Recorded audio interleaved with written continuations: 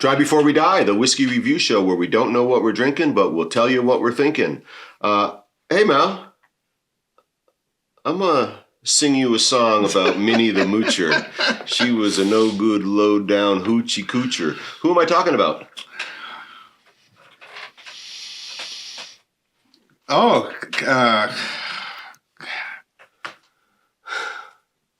If you needed a ride somewhere, you might call a... Cab. Cab who? Will you look at me? Galloway. Really? I feel like a dentist. I've said that before with you. You see what I did there?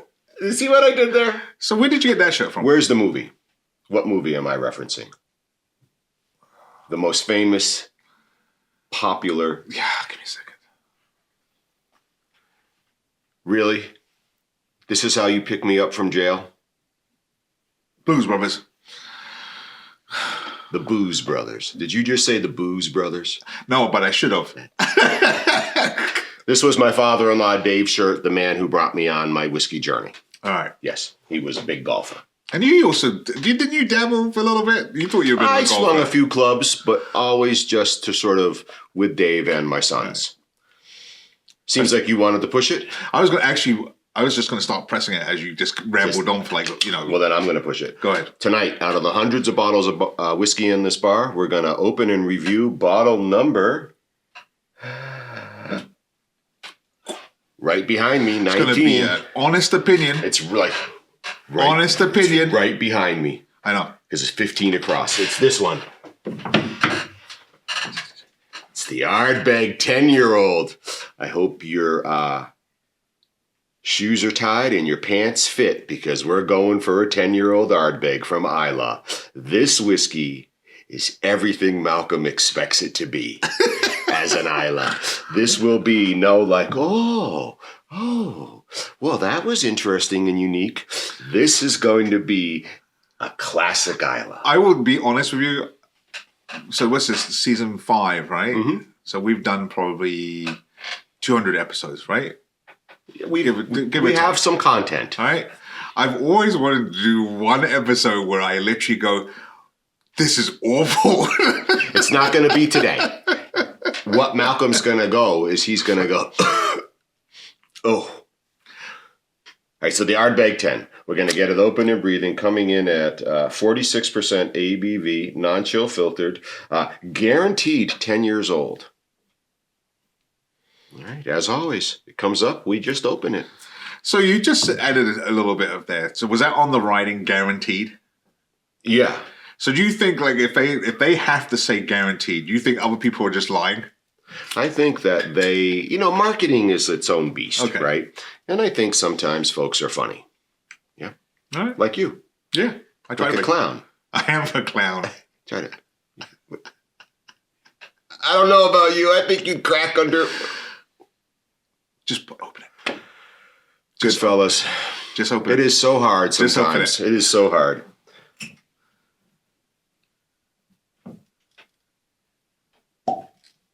I almost was hoping like it would just be like, and then I'd be like, oh, I'm in trouble. This bottle would have a meanie gene. And you're going to be betrayed by the color, I think. Ooh. It looks so soft and gentle. It's very pale. I'm like, oh, that ain't too bad. Of all of Islay's whiskeys, it is Ardbeg, which stands alone as the deepest and most balanced, extraordinary, maximum flavor, non-chill filtered, perfectly natural, and a lot of cursive words. Not cursing. That'll be you in a few minutes. You say that, but, let's put it to the test. We're going to put it to the test. Don't touch that glass yet. Ardbeg, what do you know? What have we tried? Can you reflect on anything? There's only one that stands out to my mind, and then we all know what that is. 1, 2, 3. Perpetuum. Absolutely. And actually, is that the only one we've done on the show? It was so good, I went and got another bottle. Because I don't think we've been down the Ardbeg. Because I know our sound guy is like, wait till you get to this one. Wait till you get to this one. Wait till you get to that one. There are some good Ardbegs here, in theory, according to some other folks. Ardbeg is one of the ranges that has not really moved much as the bottles have shifted in the bar. It still resides behind me in very low numbers, obviously bottle 19. We don't pull a lot of those, thanks to Randy, because there's a lot to choose from. I feel like the Perpetuum may be the only Ardbeg we've pulled. So I've been spoiled. You've been lulled into a false sense of security. Right. Now, I don't mean to sort of set Malcolm up, and I hope he likes it. I have had the Ardbeg 10 before. It is an Islay. But let's talk about the color.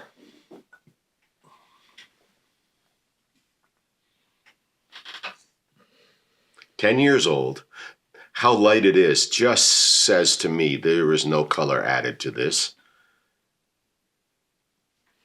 No, it's very light.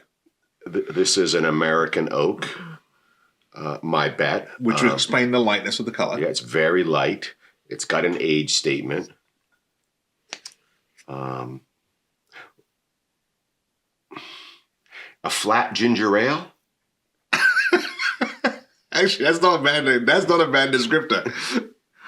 I don't know if the flatness makes the ginger ale change the color, but I like that. It's not bubbly. Yeah, I like that descriptor. But definitely pale. I mean, there really isn't much to it. Schweppes without the Vessence. Schweppes without the Vessence. Wow. Sometimes I wonder if you didn't spend some time in Europe, because that's a European. I have spent some time in Europe, but not as much as Malcolm. But yeah, it's a very pale. It is very light. And I never would have thought. I'm just trying to watch the whiskey as it drops back into the glass. But 46% ABV, definitely non-chilled filter. And the legs are like an Etch-a-Sketch. Every time I spin this freaking glass, they just linger and just like develop, and they just hang there. I'm not finding. I'm gonna just take a look at your glass. Okay, so look at the very top of my glass. Okay. Yes. I took it upon myself to do one of your spins where I like get a little bit more vigorous. Get the wood wet. Get the wood wet. But yeah, and then they start to develop and they're thick. Now, clearly we know it's an Islay. I've given you some predictive text, some words about like, oh boy, here we go, right? But if none of that had happened, this whiskey doesn't say intensely flavorful based on color. Correct. Right. All right. Should we nose it? Yeah, why not?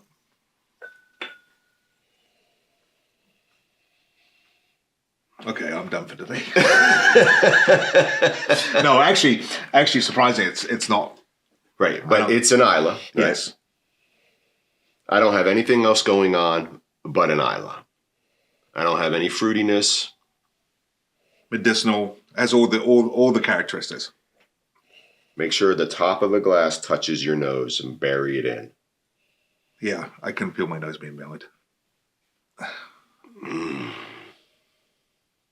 But yeah, that's all. Yeah, that's sea. That's burnt, maritime. That's burnt wood. That's wet, fired wood. That's a peat bog. That's a peat bog, right? It is. It's not smoky. What did we say the ABV on this was? 46. Okay, that explains a lot then. It's earthy. Yes. Right? The fire's gone out.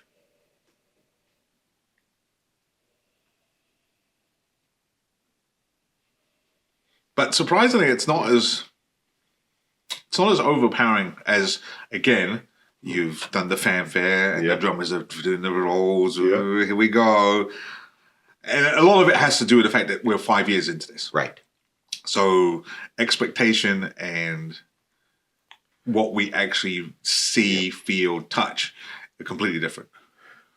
The legs are really developing now. I see it now. Right. All around the glass. I would say this. What of course, that means that this whiskey hung around up top for a while before it dropped down. I would say this too. This nosing is probably an example of what folks who are afraid of Scotch whiskey imagine Scotch whiskey might smell like. Very much so. Right. It just has that classic earthy, peaty. It's not super smoky, but there are hints of that in here. There's a package in here that if you, as a Speyside man, yes, this package worries me in the sense that it's not what I want to be a Scotch to be. If I wasn't even a Scotch drinker and I was nosing this, I'm like, well, I'm done for today. Because you're literally like, what is even pleasant about this for me to even taste? This whiskey is sort of like Malcolm's face right now. He's got the bad guy goatee going on, right? This is like that villain, right? Did you ever tie anybody to the train tracks? No, but okay. All right. Cheers. Cheers. The Ardbeg 10-year-old Islay, 46% ABV. The facial expression will say it all.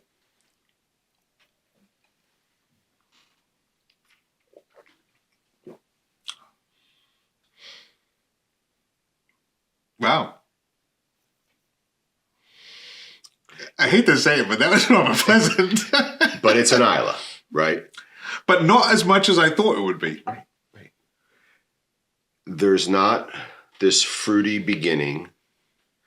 It really just is like walking into the ocean if the ocean had recently been on fire. It warms slowly as it passes from the front of your mouth to the back of your mouth, right? And there's earthy moisture rising up, in my opinion, that sort of had recently been exposed to something warm, like a warm peat bog. As impressive as your description is, ocean being on fire, the bit I will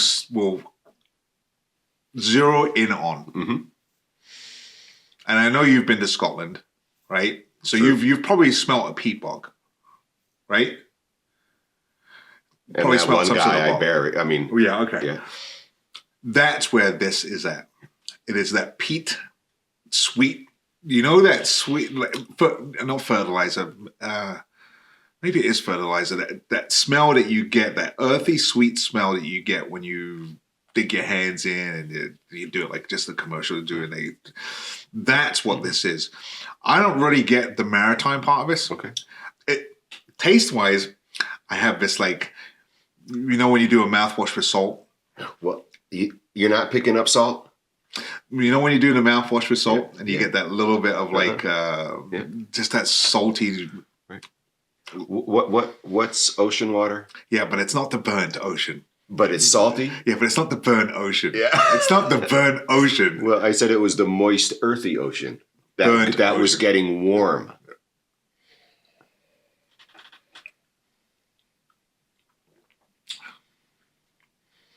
And I don't really get the fire. I appreciate Malcolm's sweet earth, right? Yes. It's not dessert, right, at all, right? But there's something fertile about this whiskey, right? Which is that rich, which you get in your hands, dirt, yes, right, peat. But it is connected to the ocean. I absolutely am going to stand by that maritime salt experience. You know what? I got to beg to differ on this. Yeah. I feel like I've just rinsed my mouth with a very, very, very couple grains of salt and water, and I've just spat it out. So Malcolm, tell us about your as a Speyside man. Yep. The apprehensions that you have when you just see the Ardbeg label and you look at like this is their core release, this is their classic experience, and oh boy, and are you being brought again to this place of, man, maybe I'm an Islay man too. I'm not going to say I'm an Islay man. Okay. But I will say, the fact that I like the fruitier, floral, Right. easier going, Yeah. you know, which stroke your palate.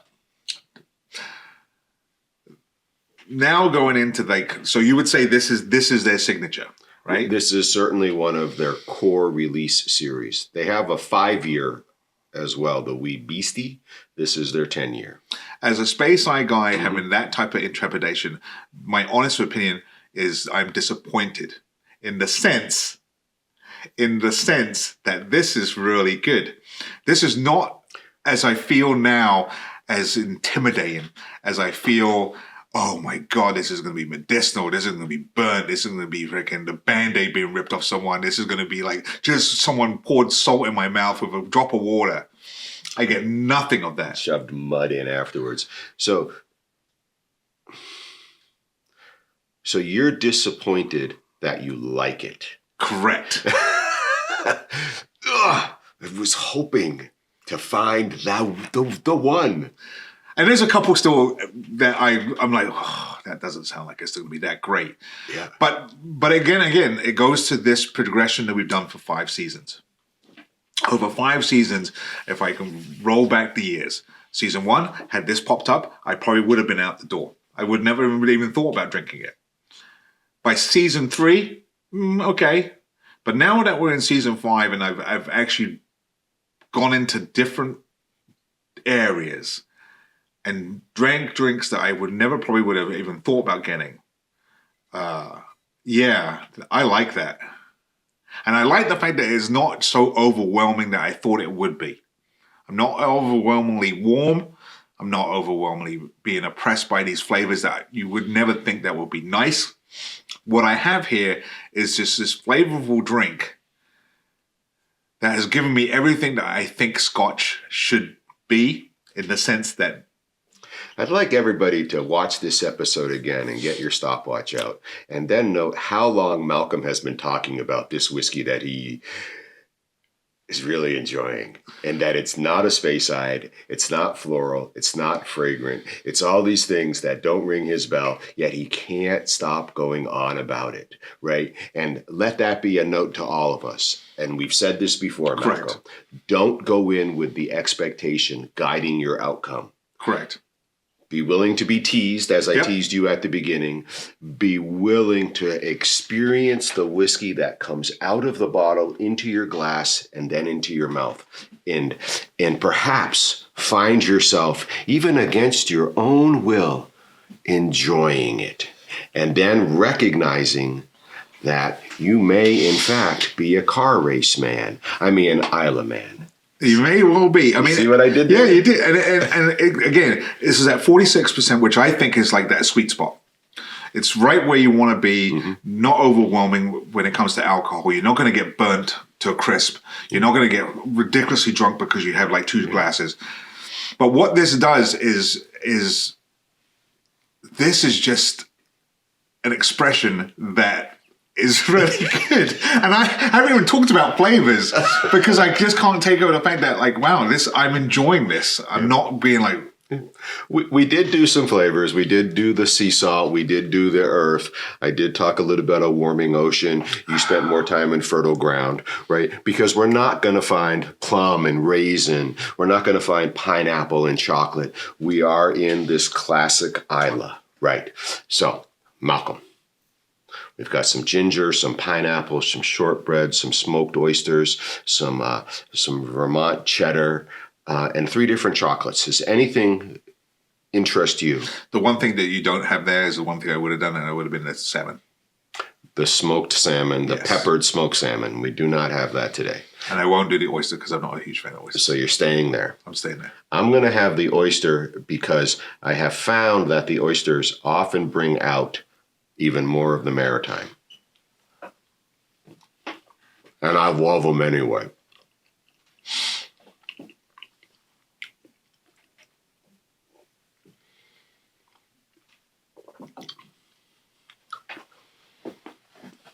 Yeah, that's nice. It's a really good pairing, right? It's not erupting into a grilled fish skin or anything like that. but it's matching very well, right? These smoked oysters are all about the smoke.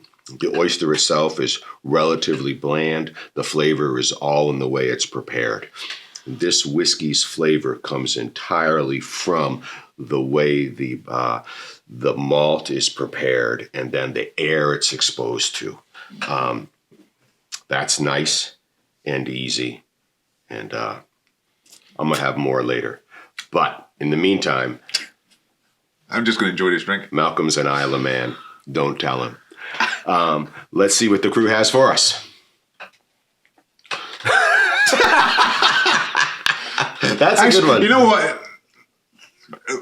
And this goes to us personally. Our life, we actually do this. I'm going to let you read it, but I will just preface it with this. When I was in college, I had a calendar that listed these for every country across the globe so that almost every single day there was an opportunity to celebrate. To the holidays, all 365 of them. Cheers. Cheers. The Ardbeg 10-year-old, 46% core range. I led Malcolm down this trepidation process at the beginning, and he wound up liking it, talking about it, exploring it, recognizing again that it's not the region, it's the whiskey, and he likes this whiskey. And I hate to say it, but you may be right. I may be becoming more of an Islay man.